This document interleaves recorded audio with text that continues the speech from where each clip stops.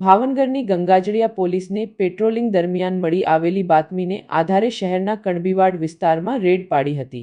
પોલીસે ધજાગરાવાડી શેરીમાં ભાડે રૂમ રાખી દારૂનું વેચાણ કરતા સાહિલ ઉર્ફે ભૂરો અશોકભાઈ જાદવના રૂમમાં તપાસ કરતા ઇંગ્લિશ દારૂની 60 બોટલ જેની કિંમત ₹41,266 હોવાનું જાણવા મળ્યું। જો કે સાહિલ ઉર્ફે ભૂરો અશોકભાઈ જાદવના રૂમમાં તપાસ કરતા ઇંગ્લિશ દારૂની 60 બોટલ જેની કિંમત ₹41,266 હોવાનું જાણવા મળ્યું।